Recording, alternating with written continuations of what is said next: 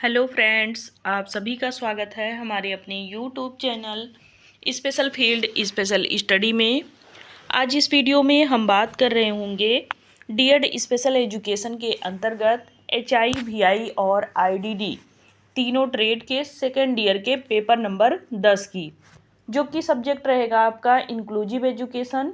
और इस inclusive education subject में अभी तक हम लोगों ने 3rd यूनिट तक कंप्लीट कर लिया है।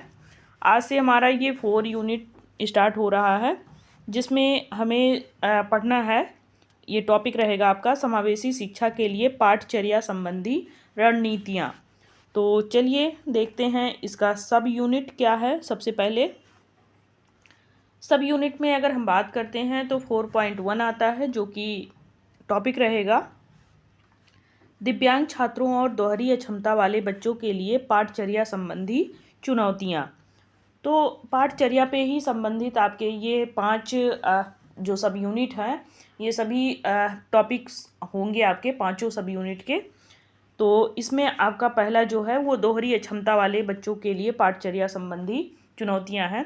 दोहरी अक्षमता का मतलब ये होता है कि यहाँ पे प्रतिभाशाली बच्चों की बात की जाती है, जो कि आप आगे डिटेल में जानेंगे कि दोहरी अक्षमता वाले बच्चे किन्हें कहते हैं।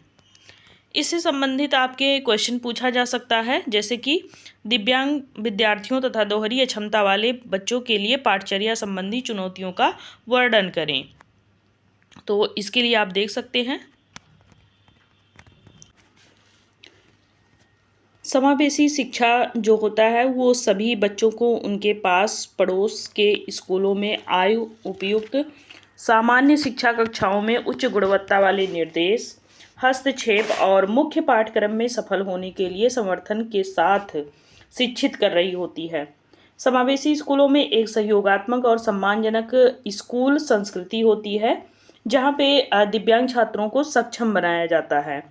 वे साथियों के साथ सकारात्मक सामाजिक संबंध स्थापित करते हैं और पूरी तरह से भाग लेने वाले स्कूल समुदाय के सदस्य होते हैं।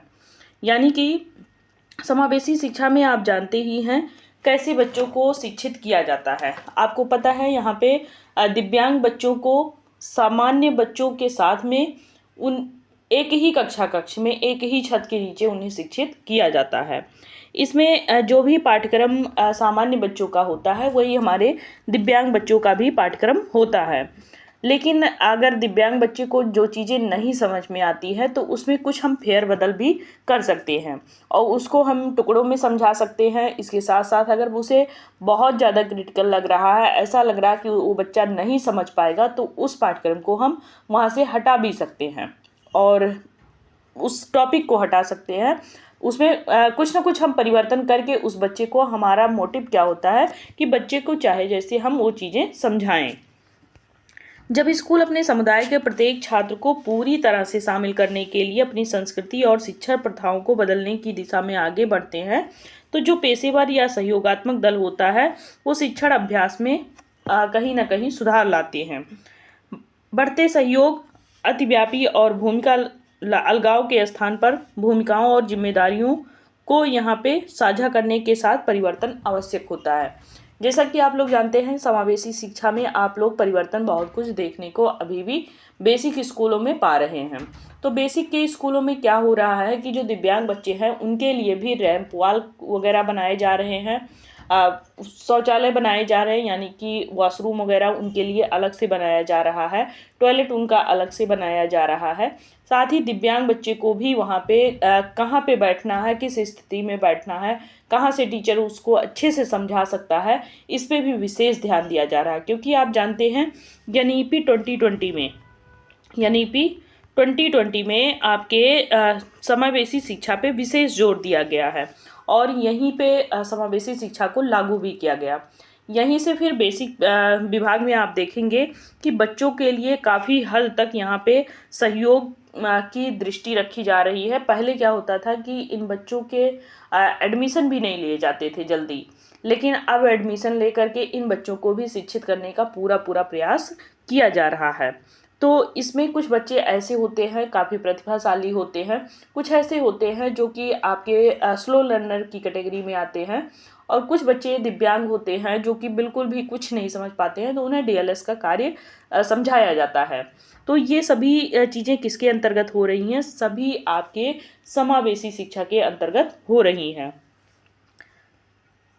इसमें हम बात करते हैं कि समावेशी शिक्षा जो है, इसको अगर आपको अच्छे तरीके से संचालित करना है, तो इसमें काफ़ी कुछ बाधाएं भी देखने को इस टाइम पे मिल रही हैं, क्योंकि जो स्कूल होता है वो प्रॉपर दिव्यांग बच्चों का होता नहीं है, सामान्य बच्चों का होता है, और उसमें हम समावेशी शिक्षा अगर ला रहे हैं तो हमें काफ़ी कुछ बाधाओं का यहाँ पे सामना करना होता है। अब वो बाधाएं कौन कौन सी हो सकती हैं, जैसे कि नेतृत्व, संवाद, इसमें संसाधनों या कौशल विकास के माध्यम से साझा समझ के लिए दृष्टि और समर्थन की कमी होती है। जो दिव्यांग बच्चा होता है, जैसे कि हमारे क्षेत्र में कुछ जैसे प्रधान होते हैं या नेता टाइप के होते हैं, वो इन बच्चों का फिर समर्थन नहीं कर रहे होते हैं। दिव्यांग बच्चों का वो कहते हैं ये पढ़ के क्या करेंगे, या फिर इनका एडमिशन किस लिए करा रहे हैं, चलो अच्छा ठीक है कर दो, कोई बात नहीं है, ये जाएगा आएगा केवल। तो इस तरीके से अगर उनके अंदर निगेटिव पन है, तो कहीं ना कहीं उस बच्चे को आप अच्छे से अच्छी गुणवत्ता वाली शिक्षा नहीं दे सकते हैं। दृष्टिकोण, विश्वास, इसमें क्या होता है कि जो हमारे बच्चे होते हैं दिव्यांग वाले, उन पे विश्वास बिल्कुल भी नहीं रखा जाता है कि ये बच्चे भी कुछ कर ले जाएंगे। ऐसी प्रथाएं हमारे सनातन से ही चली आ रही हैं लगभग, तो ये चीज़ें देखी जा रही हैं। निर्देशात्मक प्रथाएं भी होती हैं इसमें। सामान्य शिक्षा प्रथाओं की अपर्याप्त समझ और अद्वितीय शिक्षा लक्ष्यों में विशेष निर्देश प्रदान करते हुए दिव्यांग छात्र सामान्य शिक्षा निर्देश में कैसे भाग ले सकते हैं। व्यावसायिक विकास, पर्याप्त रूप से कुशल कर्मियों की कमी होती है इसमें। पेशेवर जो होते हैं वो समावेशी प्रथाओं को सीखने और लागू करने में सहायता करने के लिए प्रशिक्षण में सीमित निवेश भी करते हैं इसमें। संसाधन की यहाँ पे अच्छे से उपलब्धता नहीं होती है, तो इससे भी बच्चों को समस्या होती है सीखने में। शिक्षक की तैयारी अगर अच्छे से नहीं है कि स्पेशल चाइल्ड है तो उसको स्पेशल टीचर की ही ज़रूरत होती है, अगर स्पेशल चाइल्ड है तो उसे अगर कोई भी जनरल टीचर ट्रीट कर रहा है तो फिर वो अच्छे से उसको ट्रीट नहीं कर पाएगा। इसके लिए स्पेशल टीचर की ही ज़रूरत होती है।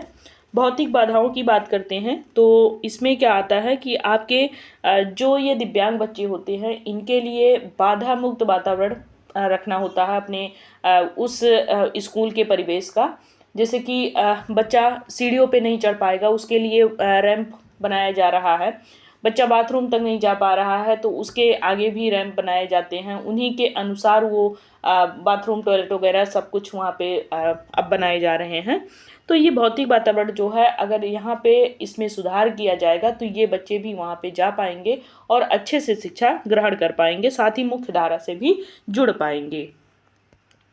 मूल्यांकन की बात करते हैं तो यहाँ पे जो बच्चे होते हैं ये कहीं ना कहीं थोड़े से सामान्य बच्चों से पीछे रह जाते हैं, लेकिन अगर इन पे विशेष ध्यान दिया जाए तो इन बच्चों का भी उसमें हम समावेशन करते हुए अच्छे से सामान्य बच्चों के साथ में इनको शिक्षित कर सकते हैं, और हर बार इन मूल्यांकन में इन बच्चों का भी जो प्रतिशत होगा वो उन्हीं बच्चों के समकक्ष में ही होगा। बाधा के रूप में पाठ्यक्रम, ये बात करते हैं कि इसमें एक कठोर पाठ्यक्रम का प्रयोग किया जाता है जो कि विभिन्न विधियों का उपयोग करने की अनुमति नहीं देता है, या जो सीखने की विभिन्न शैलियाँ होती हैं उनकी पहचान नहीं कराता है ये। तो किसी भी शिक्षा प्रणाली में अधिक समावेशी प्रणाली के विकास में सुविधाजनक बनाने के लिए पाठ्यक्रम प्रमुख बाधाओं या उपकरणों में से एक होता है। हमारे देश में पाठ्यक्रम विभिन्न प्रकार के शिक्षार्थियों की आवश्यकताओं को पूरा करने में असमर्थ होते हैं। इसमें स्थानीय अनुकूलन भी शामिल होता है। शिक्षकों के लिए प्रयोग किए जाने वाले नए दृष्टिकोण आजमाए जाते हैं और ये कम लचीलापन होता है इसमें। इसके साथ ही इसमें परीक्षाएं शामिल की जाती हैं और परीक्षाओं में भी काफ़ी लचीलापन रखा जाता है। तो ऐसे में क्या होता है, जो आवश्यकता वाले बच्चे होते हैं, विशेष आवश्यकता वाले बच्चे, उनके उपलब्धियों का मापन करने में कहीं ना कहीं समस्या आती है, क्योंकि वो सामान्य छात्रों के साथ में आते हैं। अब दोहरी अक्षमता वाले छात्र कौन से होते हैं, तो यहाँ पे आप थोड़ा सा ध्यान दीजिएगा कि दोहरी अक्षमता वाले छात्र कौन से हैं। दो असाधारणताओं वाला छात्र या दोहरी अक्षमता वाले छात्र वह है जो अध्ययन के विशेष क्षेत्रों में उल्लेखनीय सीखने की क्षमताओं का प्रदर्शन करता है, साथ ही एक या एक से अधिक सीखने की अक्षमताओं का अनुभव करता है। यानी कि उसके जैसे मान लीजिए 6 सब्जेक्ट हैं, 6 सब्जेक्ट में कोई एक सब्जेक्ट इतना प्रिय होता है कि उसमें वो पारंगत होता है, या 5 सब्जेक्ट है, 5 सब्जेक्ट में वो पारंगत है, लेकिन कोई एक ऐसा भी सब्जेक्ट होगा जिसमें वो अच्छे से पारंगत नहीं होगा, उसको वो समझ नहीं पाएगा, समझने में उसको परेशानी होगी। तो इसमें क्या होता है कि बहुत ज़्यादा प्रतिभाशाली बच्चे भी आते हैं, और प्रतिभाशाली बच्चों का यहाँ पे इसलिए कहा जा रहा है क्योंकि प्रतिभाशाली बच्चे किसी एक या दो सब्जेक्ट को लेकर के वो बहुत ज़्यादा पारंगत होते हैं, बाकी सब्जेक्ट में वो धड़ाम रहते हैं, यानी कि वो उन्हें अच्छे से समझ में बिल्कुल भी नहीं आता है। एक छात्र रचनात्मक और मौखिक संचार में अत्यधिक उत्कृष्ट हो सकता है, जिससे वह इतिहास व साहित्य से संबंधित जो पाठ्यक्रम है उसमें काफ़ी बुद्धिमान छात्र बन सकता है।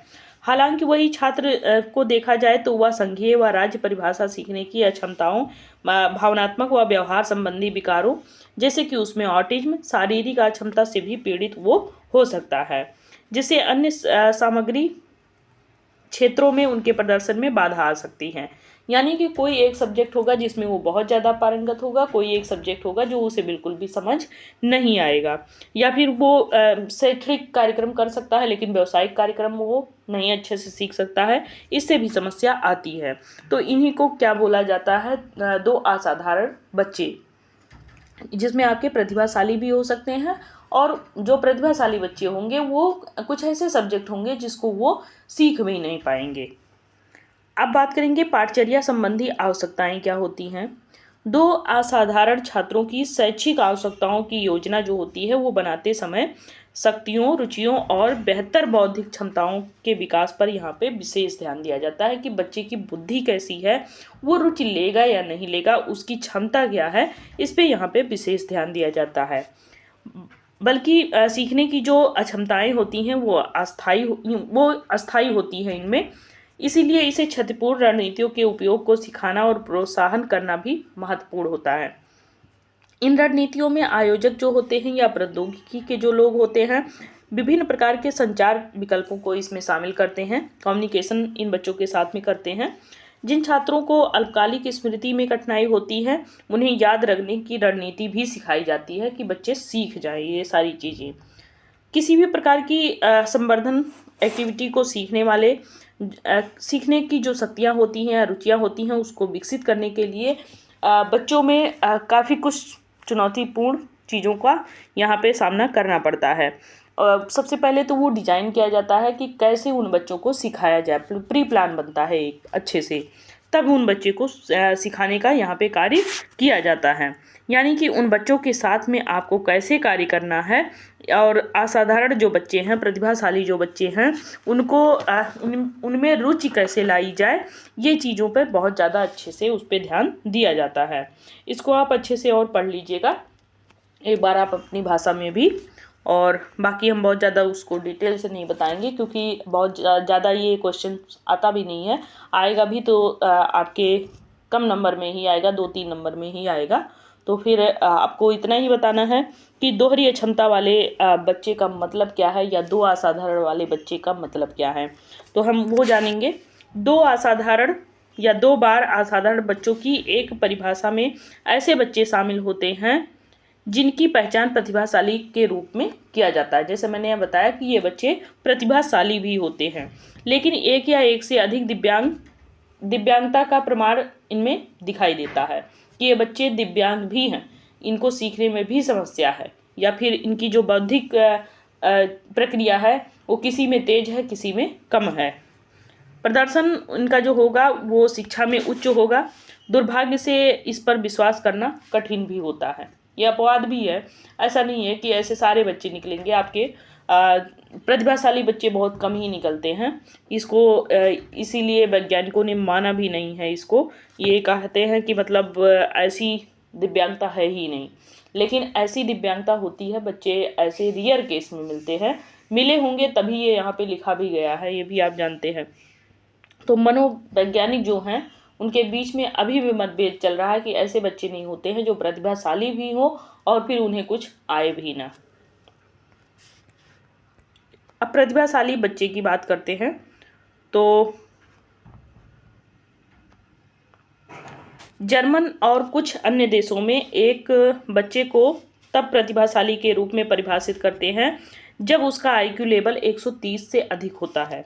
लेकिन प्रतिभाशाली होना सिर्फ मतलब हाई आईक्यू वाला होने से कहीं अधिक होता है।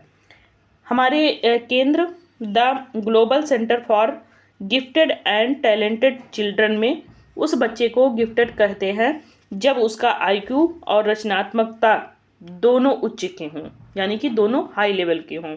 इसके अलावा हम अत्यधिक प्रतिभाशाली बच्चों के लिए एक व्यवहार जांच सूची का भी उपयोग करते हैं और पहचान प्रक्रिया के लिए अतिरिक्त महत्वपूर्ण जानकारी के लिए बच्चे उनके माता पिता और शिक्षकों के साथ कई इंटरव्यू वगैरह भी करते हैं।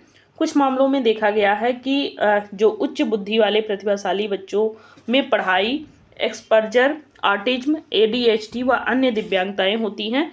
इन्हीं बच्चों को क्या कहा जाता है, 2E कहा जाता है, यानी 2 बार असाधारण बच्चे। उनमें एक दिव्यांगता तो है ही है, लेकिन उसके साथ साथ दूसरी भी दिव्यांगता भी शामिल है। जैसे आपके ऑटिज्म के बच्चे हैं, वो गणित की संक्रिया में काफ़ी पारंगत होते हैं, तो उनको भी हम बोल सकते हैं कि ये 2E के अंतर्गत आते हैं। अब ये सब आप लोग ऊपर पढ़ लीजिएगा। आगे बात करेंगे कि दोहरी वाले शिक्षार्थी की पहचान कैसे करेंगे। तो इसकी पहचान करने के लिए इनका जो लक्षण होगा वो होगा हंसोड़पन, इनमें भावना दिखेगा, हंसने की ज़्यादा, जीवन की शुरुआत में असामान्य सतर्कता होगी इनमें, मजबूत व दीर्घकालिक स्मृति या फिर अल्पकालिक याद करने की क्षमता हो सकती है। तेज़ी से सीखने में भी ये बच्चे देखने को मिलते हैं। उनकी उम्र के लिए बड़ी शब्दावली और जटिल वाक्य की संरचना होती है, लंबे समय तक ध्यान केंद्रित करना। उसके बाद अत्यधिक विषय में जिज्ञासा उत्पन्न होना इनका, बार बार प्रश्न पूछना, काल्पनिक साथी और ज्वलंत कल्पनाएं करना, मतलब कल्पनाओं में ही खोए रहना। इनकी जो रुचियां होगी उन रुचियों में भी आप विभिन्नताएं देखेंगे। कई कार्यों को अलग तरीके से करने का हुनर भी देखेंगे। असामान्य भावनाएं भी देखेंगे, तीव्र भावनाएं भी देखेंगे इसमें, और प्रतिक्रियाएं भी आप इसमें देखेंगे। कम उम्र में आदर्शवाद और न्याय की भावना भी देखने को मिलती है। स्वयं या दूसरों के प्रति अधीरता भी आप देखेंगे, और कला, डिजाइन, प्रौद्योगिकी, रोबोटिक्स, लेखन जैसे विभिन्न क्षेत्रों में इनकी प्रतिभाएं आप देख सकते हैं। अंकशास्त्र में भी इनकी प्रतिभाएं देख सकते हैं। पढ़ने और लिखने में व स्वशिक्षण करने में भी ये इनकी प्रतिभा आप देख सकते हैं। विचारों के भी ये धनी होते हैं, समस्याओं को सुलझाने में इनको आनंद आता है। आत्म आलोचना और पूर्णतावाद भी इनमें देखने को मिलेगा। ये व्यवहार उन्हें समान जैविक उम्र के बच्चों से अलग भी बनाता है। 2E के विशिष्ट दिव्यांगता निदान SLD यानी कि विशिष्ट सीखने की क्षमताएं भी होती हैं इनमें। ADHD के बच्चे, यानी कि आप जानते ही हैं इन बच्चों को ध्यान केंद्रित करने में समस्या होती है। ODD विपक्षी उद्दंड विकार भी देखने को मिलेगा। तो ये सारी चीज़ें एक बार आप पढ़ लीजिएगा, आपको अच्छे से समझ में आ जाएंगी। इसी के साथ में हमारा ये 4.1 सब यूनिट कंप्लीट होता है। और PDF चाहिए आपको तो आप हमारे special field specialist Telegram channel से जुड़ जाएं, वहाँ से आपको ये PDF मिल जाएगा। बाकी आप हमारे YouTube पे जुड़े रहें, आपको यहाँ से सारे सब्जेक्ट के PYQ भी करवाए जाएंगे, यानी कि आपके इम्पॉर्टेंट क्वेश्चंस भी कराए जाएंगे, और कुछ आपके जो बहुविकल्पीय प्रश्न होते हैं जिसको आप क्या बोलते हैं, ऑब्जेक्टिव टाइप क्वेश्चन, और long type question, short type question, ये सभी सारे क्वेश्चन भी कराए जाएंगे। तो आप हमारे साथ जुड़े रहें। साथ ही आप हमारे वीडियो को अगर देख रहे हैं, अच्छा लग रहा है तो लाइक भी करें, सब्सक्राइब भी करें, चैनल को सब्सक्राइब करके ही जाएं, ताकि नेक्स्ट वीडियो अगर दी जाए तो आपको उसका नोटिफिकेशन भी मिल जाए। बाकी आप लोगों को वीडियो कैसी लग रही है आप कमेंट बॉक्स में अवश्य लिखें। Bye bye, take care.